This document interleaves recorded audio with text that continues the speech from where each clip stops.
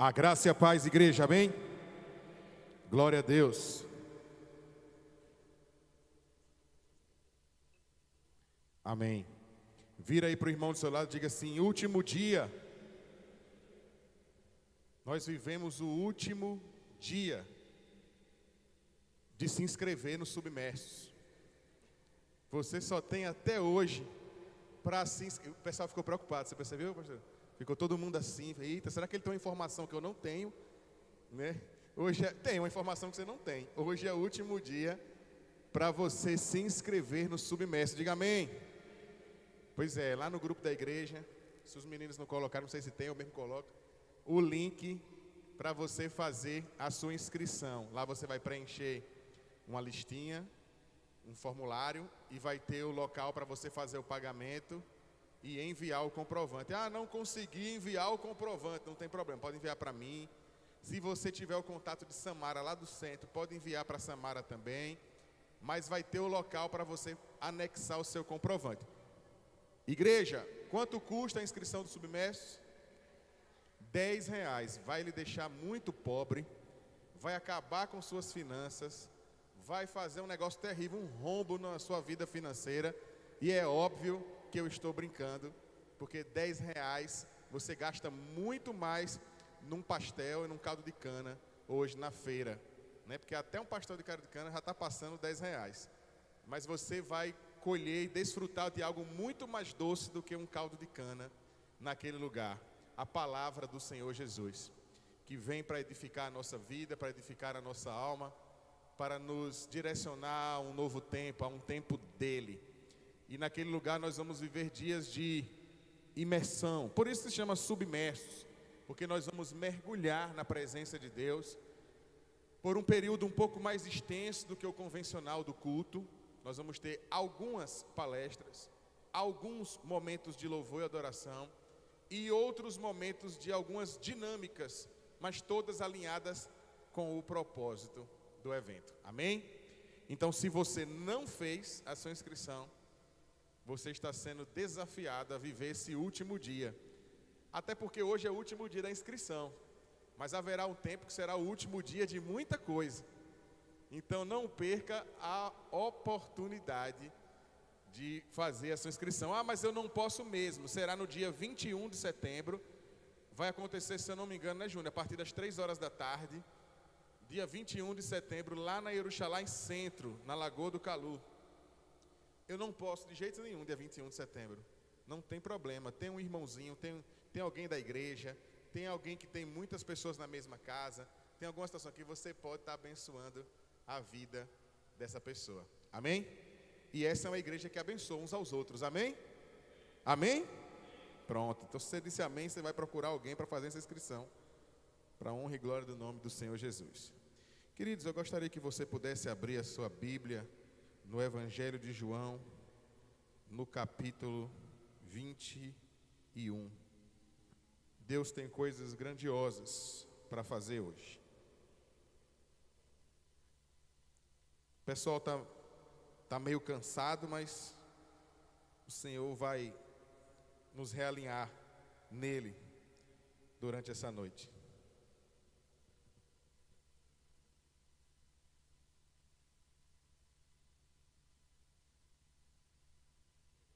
João, capítulo 21, versículo 15, diz assim, a partir do versículo 15, diz assim: depois de comerem, Jesus perguntou a Simão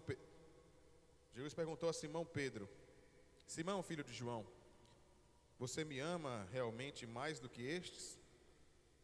Disse ele: sim, Senhor, tu sabes que te amo. Disse Jesus: cuide dos meus cordeiros. Novamente Jesus disse: Simão, filho de João, você realmente me ama? Ele respondeu: sim, Senhor, tu sabes que te amo. Disse Jesus: pastorei as minhas ovelhas. Pela terceira vez ele lhe disse: Simão, filho de João, você me ama?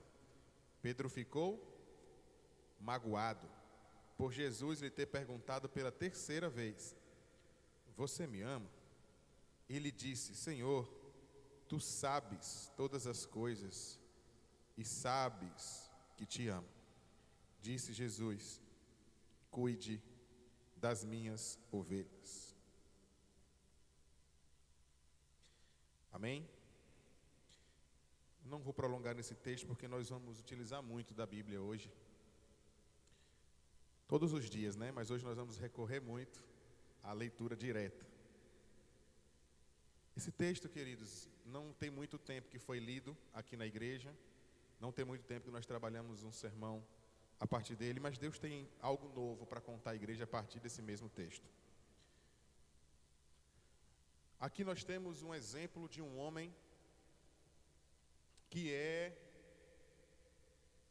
eu ousaria dizer, se não espiritual, histórica, depois de Jesus, a maior referência que nós temos entre os apóstolos, daquilo que nós chamamos hoje de igreja. Pedro é o homem que estava à frente dessa instituição chamada igreja. E foi confiada a ele, não por um sorteio, ou porque um grupo de pessoas decidiram abrir uma igreja e colocaram Pedro como pastor.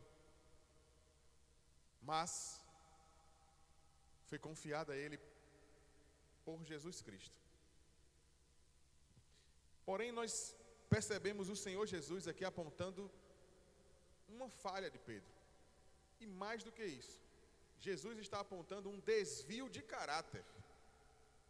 Porque nós estamos falando de um homem, como eu tenho falado diversas outras vezes aqui em outras histórias, um homem que viu Jesus fazer, Sérgio, muita coisa.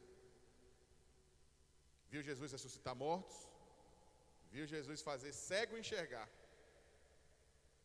viu Jesus curar doenças de pessoas que conviviam com doenças, em que as doenças já eram suas amigas, em que elas não conheciam um outro sentimento que não estivesse vindo junto com a dor. E Jesus mudou a história dessas pessoas e de várias outras histórias que nós temos na Bíblia de milagres, e aquelas que não estão na Bíblia, inclusive. Eu sempre carrego isso comigo, que o Senhor nos revela o que é suficiente, e nós trabalhamos a partir daquilo que é suficiente, que está revelado nas Escrituras. Mas a forma que Jesus se revela aqui, eu creio tranquilamente que ele fez muito mais milagres do que aqueles que estão anotados aqui. Até porque a vida inteira do Senhor Jesus não está aqui. Aqui está a vida toda, que ele acordou de manhã no dia tal, de não sei o que. Não tem tudo, mas está o suficiente. Porém, eu creio que o Senhor foi para além. Eu não vi, eu não sei, mas os apóstolos viram. Os discípulos viram. Os discípulos viram sinais absurdos, que hoje, na nossa perspectiva, seria o suficiente para dizer: nossa, que realmente este é o Filho de Deus. Talvez diríamos isso. Mas mesmo assim, aqueles homens conseguiram no seu coração encontrar tempo e disposição para ser indiferente à dor que Jesus estava vivendo na condição de homem. E o Senhor acusou Pedro. E é muito específico e bonito, é belo, é poético, que esse texto não tenha chegado para qualquer outro apóstolo, mas especificamente para aquele que seria referência do modelo apostólico. Poderia ter sido com qualquer outro, mas foi justamente com Pedro. Pedro, provavelmente, a palavra deixa muito claro isso, ficou chateado, ficou invocado, como a gente fala hoje, porque Jesus o acusou de que ele o abandonaria, de que ele o desprezaria, de que ele seria indiferente. Não é ser indiferente a Jesus, mas ser indiferente a toda essa história, indiferente aos milagres, indiferente à libertação, indiferente à cura, indiferente à salvação, indiferente ao próprio Deus manifestado homem e carne. Pedro se sentiu agredido. Senhor, não pode fazer isso comigo. Porém, como nós já conhecemos na história, aconteceu. Pedro nega ao Senhor Jesus 3 vezes. Queridos, a primeira coisa que aconteceu quando Pedro se afastou de Jesus, ou quando Pedro negou a Jesus, foi ter se afastado dele. Ele negou ao Senhor porque ele não andava mais com o Senhor. Naquele momento em que ele estava negando, abrindo a sua boca para negar, ele estava distante de Jesus.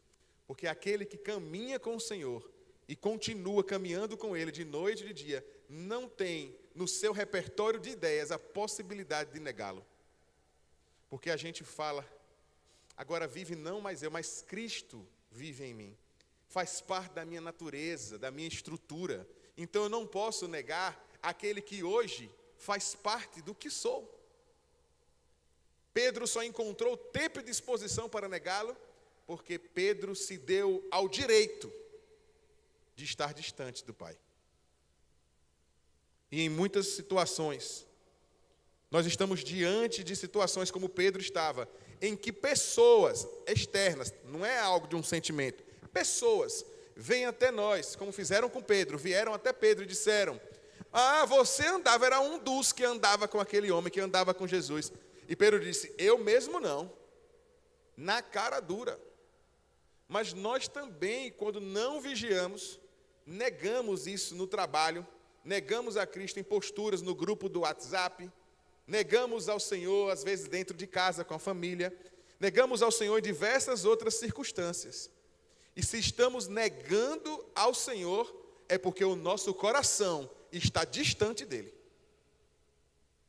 Se você sempre é tomado de uma unção de ousadia, em que te faz sempre se posicionar em defesa do Evangelho, em defesa da pessoa de Cristo, em defesa dos seus irmãos em Cristo, é porque, de fato, o Senhor caminha contigo. Mas se essa disposição ainda está tímida, ainda precisa melhorar muito esse relacionamento.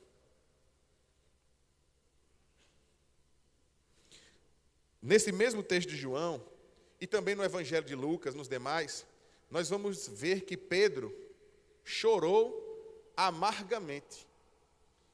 Pedro não chorou lágrimas de crocodilo, como as pessoas falam. Não chorou falsamente. Chorou amargamente, ou seja, chorou de uma maneira em que promoveu ao seu coração um sentimento amargo, um sentimento doloroso, um sentimento desconfortável. Quando eu penso em algo amargo, eu penso em algo desconfortável. Porque eu não sei aqui se alguém gosta de pimenta. Eu gosto. O pastor Teobaldo, não sei se vocês sabem, come pimenta como quem come brigadeiro. Ele pega a frutinha, pimenta, e come assim, de boa. Aí as pessoas querem imitar, acham engraçado, pensam que a pimenta vai e fica com a boca desse tamanho, queimada. Porque por algum motivo ele gosta, criou uma resistência e é de boa. Mas a pimenta, ela não é amarga.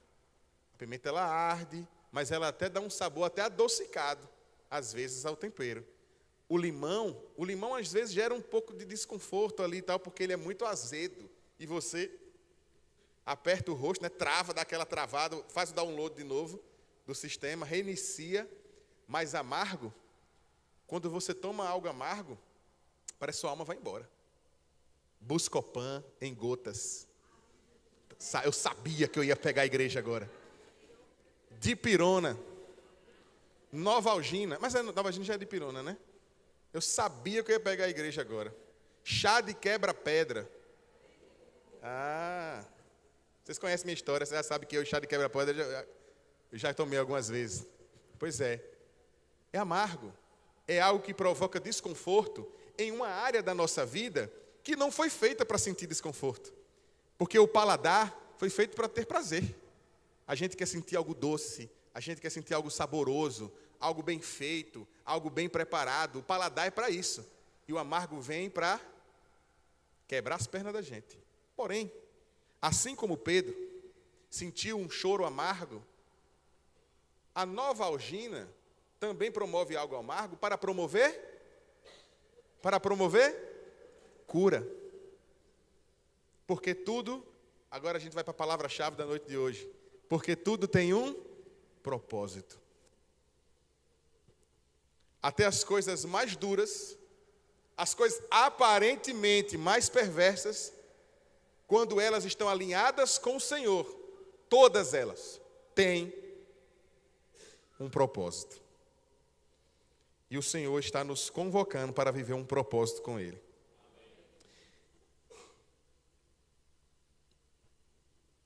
Nós temos, no andamento desse texto, um outro episódio interessante,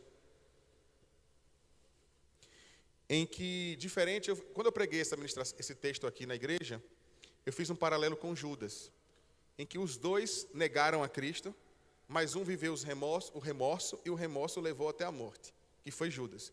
Judas foi e se suicidou. Foi procurar uma corda para se suicidar. O texto não afirma, e se suicidou, mas diz, foi pegar uma corda para se suicidar, né?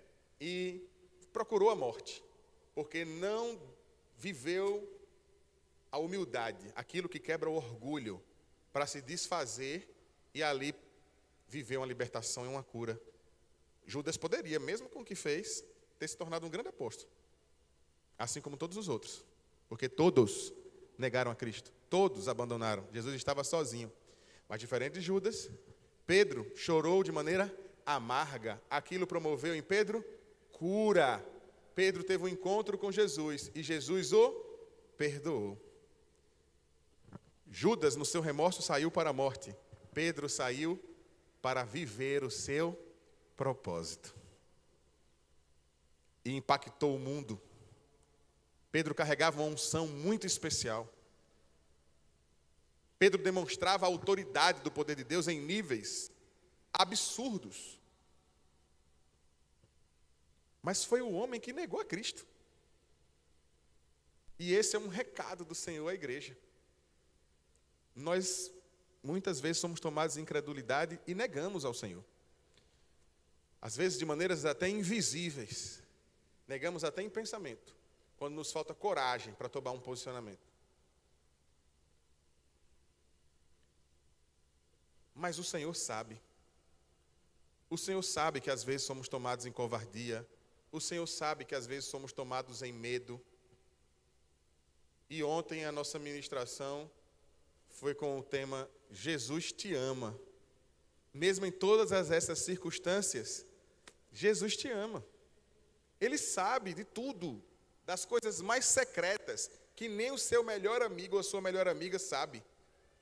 Algo que já aconteceu, algo que você fez, que se a sociedade souber, misericórdia, ruína para a sua vida, cancelamento. Mas o Senhor sabe já, Ele já sabe, e mesmo assim, Ele se inclina em amor e em misericórdia, e lhe dá novas oportunidades para viver nele o seu propósito. O Senhor é maravilhoso. Assim, Pedro se torna um líder da igreja, como nós vamos ver em Atos, no capítulo 2, no versículo 14. Nós vamos saber que Pedro também teve uma unção inigualável, que em Atos capítulo 5, versículo 15, diz que de sorte que transportavam os enfermos para as ruas e os punham em leitos e em camas para que, ao menos, a sombra de Pedro os cobrisse. E ele viveu algo diferente, algo sobrenatural. E o Senhor diz para você e afirma, você também pode viver algo sobrenatural. E mais do que isso, o sobrenatural pode se tornar tão comum na sua vida que este será o seu natural. Esta será a sua rotina. Aquilo que nós sempre afirmamos isso, né? Aquilo que é sobrenatural precisa ser o natural do crente. É sobrenatural para quem está lá fora. É sobrenatural para o incrédulo, mas para o crente precisa ser natural. Hoje, nas andanças com o pastor Teobaldo, fizemos uma visita a Massaroca e conhecemos um senhor chamado Irmão Gonçalo. Conhece? E ele falou uma coisa que me deixou assim muito pensativo. Ele começou a chorar na mesa por conta de uma vez que ele foi desobediente a um chamado de Deus. E é uma história muito longa, com muitos detalhes, mas ele começou a contar que e nessa situação específica, por ele ter sido desobediente, e ele, na forma que ele sente todo esse processo, ele vincula uma coisa a outra, porque ele logo em seguida entrou em coma e foi para o hospital e ficou lá em coma por alguns dias. E depois o Senhor o chamou de volta, não para o céu, para aqui, para o trabalho. E naquele dia ele teve uma certeza que isso tudo aconteceu porque ele foi desobediente. E ele começava a não falar da doença, mas a falar da preocupação dele em ter sido desobediente.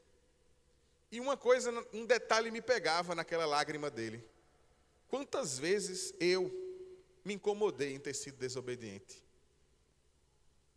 Em não ter me atentado para a voz de Deus, ter seguido a minha própria vontade, mas até aí, mas para o crente, quando foi que de fato eu segui a minha vontade e depois eu associei isso ao fato de que eu estou desobedecendo ao Senhor?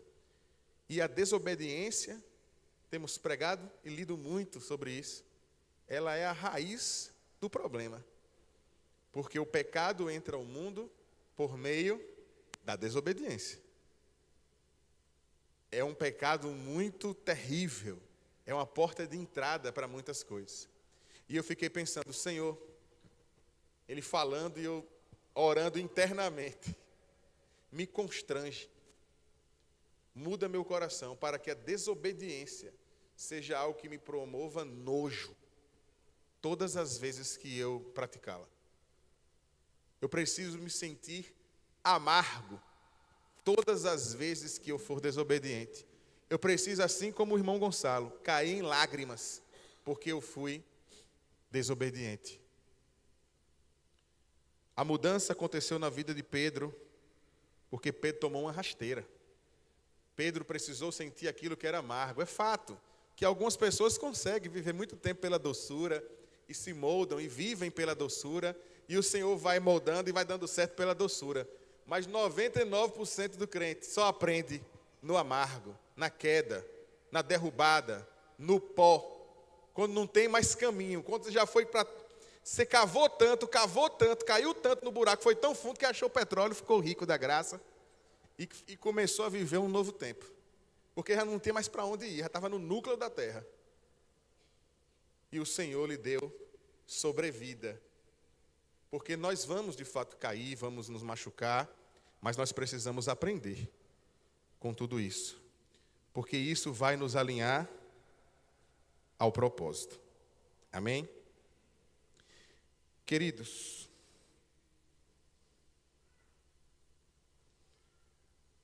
eu vou fazer algo diferente aqui agora. E toda vez que eu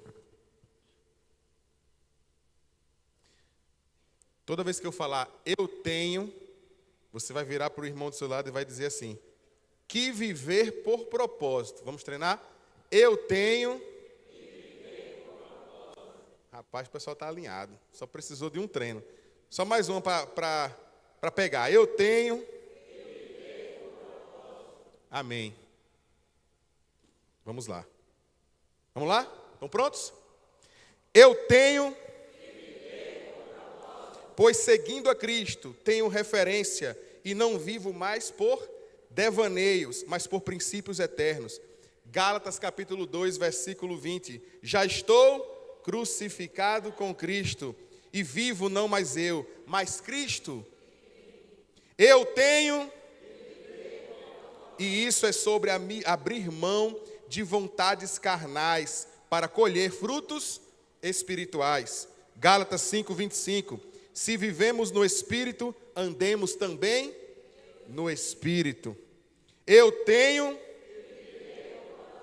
pois fui chamado para ser luz e sal neste mundo. Mateus 5,14. Vós sois a luz do mundo. Uma cidade edificada sobre um monte não pode ser escondida. Eu tenho. Porque Deus me escolheu antes da fundação do mundo para ser santo e irrepreensível.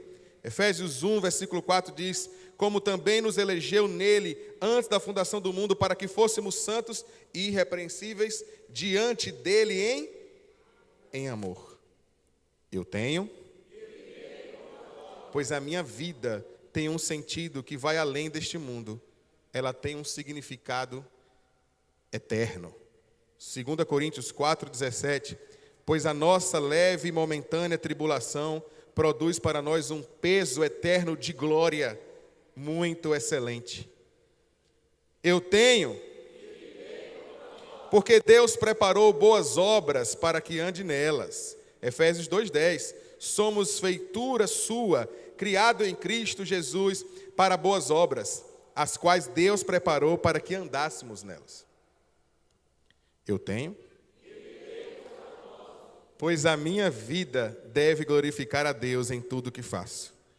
1 Coríntios 10, 31, portanto, quer comais, quer bebais ou façais outra coisa qualquer, fazei tudo para a glória de Deus. Eu tenho, porque minha identidade está firmada em Cristo e Ele me dá a direção.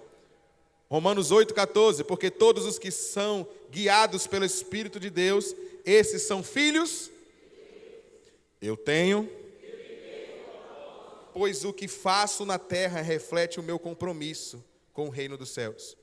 Mateus 6,33, buscai o reino de Deus e a sua justiça, e todas essas coisas vos serão. Cansou, igreja? Eu tenho, porque fui chamado para ser um discípulo e fazer outros discípulos. Mateus 28,19, ide, portanto, e fazei discípulos de todas as... Uma pausa. Eu tenho, pois Deus tem planos de paz e esperança para as nossas vidas. Jeremias 29:11, porque eu bem sei os pensamentos que tenho a vosso respeito, diz o Senhor, pensamentos de paz e não de mal, para vos dar o fim que esperais. Eu fico todo arrepiado, a palavra de Deus é... Queridos, tem mais, viu? Só vou... Nós precisamos entender o que é propósito. Propósito é um objetivo, mas é algo maior do que um objetivo, é algo que está para além de um objetivo. É quando o seu objetivo se torna o seu estilo de vida. Crente que vive propósito não se submete a uma vida carnal. Crente que vive por propósito sabe o seu lugar como crente, sabe das suas escolhas, porque as suas escolhas estão alinhadas em propósito com o reino de Deus. Pedro caiu, Pedro se ergueu, porque Pedro tinha um propósito. Davi caiu, mas Davi se levantou, porque Davi foi ungido por meio de um propósito. José passou tudo o que passou e viveu uma vida plena de uma maneira em que glorificou a Deus, porque não era sobre José, era sobre o propósito de Deus que estava alinhado à vida de José. Moisés era um homem que tinha tudo para ter dado errado, em vários aspectos, mas libertou uma nação inteira de dentro do maior império do mundo na época, porque Deus tinha um propósito. Eu já falei aqui e repito, a história de Davi não é algo que é sobre Davi, é exatamente o oposto, é sobre ninguém. Eu tenho falado, repetido essa história é sobre ninguém, é sobre Deus, não é sobre as pessoas. As pessoas escolheram Saul porque o povo de Deus, Israel, queria um rei a todo custo. Eu quero um rei, mas eu não quero um rei qualquer não. Eu quero um rei igual aos outros, igual as pessoas que analisam política. Lá nos anos 90, diziam que o Brasil fez a mesma coisa com Collor, que Collor chegou como um cara que ninguém conhecia, não era bem apessoado, se vestia bem, tinha uma postura diferente, né? Não tinha lido nenhum papel, mas os marqueteiros faziam ele vir para os debates com 2 resmas de papel ofício, para parecer que era um cara preparado, que estava estudando e tal. E aí todo mundo foi pego pela imagem. Muitos analistas e intérpretes de comportamento contam isso. As pessoas foram pegas pela imagem e escolheram ele. Do mesmo modo, o povo queria um rei pela imagem.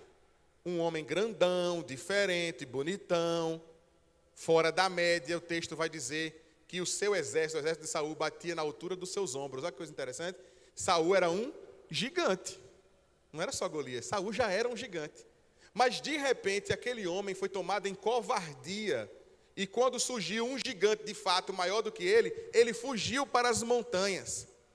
Aquele homem que o seu exército batia na altura dos seus ombros, se viu pequeno, um nada, um completo vazio, e fugiu para as montanhas. E Deus escolheu Davi porque Davi era diferente? Não. Escolheu Davi porque Davi representava a coisa mínima daquilo que se podia ter ali. De um menino que nem conseguiu vestir a armadura do exército, porque não cabia, era pesado demais para a sua estrutura de corpo.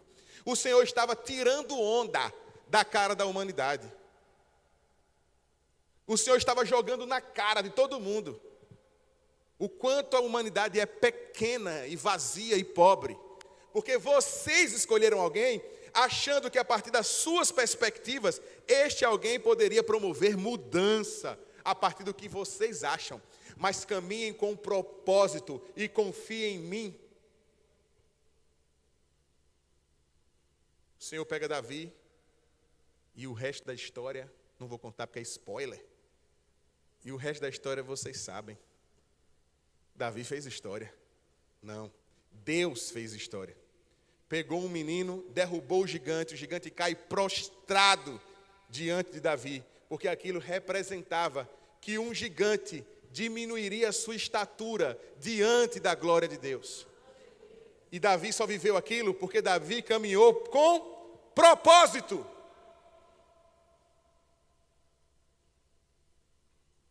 Porque eu tenho... E esqueceram. Eu tenho que viver por propósito, está vendo? Por que tem que dar aula de revisão? Eu tenho...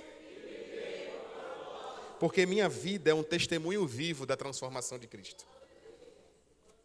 Mateus 5,16. Assim resplandeça a vossa luz diante dos homens, para que vejam as vossas boas obras e glorifiquem a vosso Pai que estás nos céus. Eu tenho, pois a obediência a Deus traz fruto e crescimento espiritual. João 14:23, se alguém me ama, guardará a minha palavra e meu Pai o amará, e viremos para ele e faremos nele morada. Aleluia. Eu tenho, pois cada dia é uma oportunidade de cumprir o plano de Deus para a minha vida.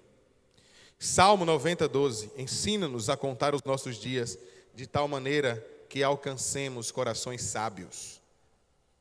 Eu tenho, pois fui chamado para ser embaixador de Cristo. 2 Coríntios 5:20, de sorte que somos embaixadores em nome de Cristo. Eu tenho, pois o meu foco está nas coisas eternas e não nas temporais. 2 Coríntios 4:18, não atentando nós nas coisas que se veem, mas nas que se não veem, porque as que se veem são temporais, e as que não se veem são eternas. Eu tenho, porque minha vida deve ser uma expressão do amor de Deus ao próximo. Mateus 22:39, amarás o teu próximo como a ti mesmo. Eu tenho, pois o Senhor tem obras grandes a realizar através de mim e de você. João 14:12, na verdade vos digo que aquele que crê em mim também fará as obras que eu faço, e as fará maiores do que estas, porque eu vou para meu Pai. Eu tenho, porque Cristo é a videira e eu sou o ramo, e sem Ele nada posso fazer. João 15:5, eu sou a videira, vós as varas. Quem está em mim e eu nele, esse dá muito fruto, porque sem mim nada podeis fazer. Eu tenho, pois fui escolhido para dar fruto que permaneça. João 15:16, não me escolheste vós a mim, mas eu vos escolhi a vós, e vós nomeei para que vades e dei fruto, e o vosso fruto permaneça. Deus é bom, sua bondade, a sua misericórdia dura para sempre. O propósito do Senhor não vem para nos assustar, igreja. vem para promover vida e vida em abundância. O propósito do Senhor não vem para nos matar, mas vem para nos salvar. Não para nos condenar, mas para nos chegar para perto dele. Os propósitos de Deus vêm para nos tirar do tempo e nos levar para a eternidade. Esse é o propósito de Deus. E por que Deus tem propósitos que estão relacionados à humanidade? Eu não faço a menor ideia. Eu sei que essa é a natureza dele, porque Deus é amor. Deus é amor. E precisamos andar de maneira reta, de maneira que viva em gratidão ao que ele fez. E sempre sabendo que não há caminho melhor do que estar com o Senhor. Deus é amor, mas também é justiça. Não brinque com as coisas do Senhor. Se alinhe ao coração dele, porque o que está lá fora é injustiça. E justiça é um lugar de vida e de verdade. Injustiça é um lugar de morte e de condenação. Eu tenho, porque Deus é glorificado quando eu dou fruto. João 15:8, nisto é glorificado meu Pai, que deis muito fruto, e assim sereis meus discípulos. Eu tenho, pois o Senhor requer fidelidade em tudo que faço. 1 Coríntios 4:2. Ora, além disso, requer-se-nos desprenseiros que cada um se ache fiel. Igreja, viver com propósito no Senhor é algo que às vezes pode assustar mesmo. Porque viver com Deus é viver na contramão do mundo. É viver na contramão da realidade. É escolher o partido do contra. É escolher o que ninguém está escolhendo, é ser do contra. Sabe aquele cara chato porque é do contra? Tudo ele quer ser contra todo mundo. O crente é essa pessoa, gente. Porque o mundo está nos levando a um lugar oposto ao que o Senhor quer que a gente viva. E principalmente, juventude, abram os seus ouvidos e os seus olhos espirituais. E toma cuidado com o que tem sido ofertado. Não queria repetir a mesma coisa que eu falei ontem. Mas tomem cuidado com seus relacionamentos. Onde vocês escolhem seus relacionamentos. Onde vocês escolhem os seus relacionamentos. Porque essa é a característica e a cultura de quem vive com propósito. Não vive pela carne, nem pelas próprias vaidades, mas vive pela graça. E a graça nos basta. Aleluia. Eu tenho. Está acabando, pessoal. Pois o meu tempo aqui é breve, mas o impacto da minha vida em Cristo é eterno. Salmo 90:12, ensina-nos, já falamos, né? A contar os nossos dias. Eu tenho, porque sou servo e o Senhor me recompensará por tudo o que faço em seu nome. Colossenses 3:23, e tudo quanto fizerdes, fazei-o de coração, como ao Senhor, e não... Eu tenho, pois o maior propósito da vida é amar a Deus acima de todas as coisas. Deuteronômio 6:5, amarás o Senhor teu Deus de todo o teu coração, de toda a tua alma e de todas as tuas forças. Glória a Deus. Eu tenho, porque o mundo passa, mas quem faz a vontade de Deus permanece para sempre. 1 João 2,17, o mundo passa e a sua concupiscência, mas aquele que faz a vontade de Deus permanece para sempre. Eu tenho que viver, pois Deus é quem me capacita a realizar o seu plano. Filipenses 2,13, porque Deus é o que opera em vós, tanto o querer como o efetuar, segundo a sua boa.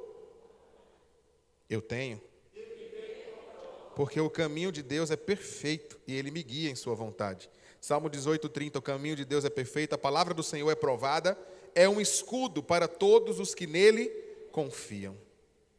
Eu tenho, pois ao buscar a vontade de Deus, encontro vida e direção. Salmo 37:5, entrega o teu caminho ao Senhor, confia nele e Ele tudo fará.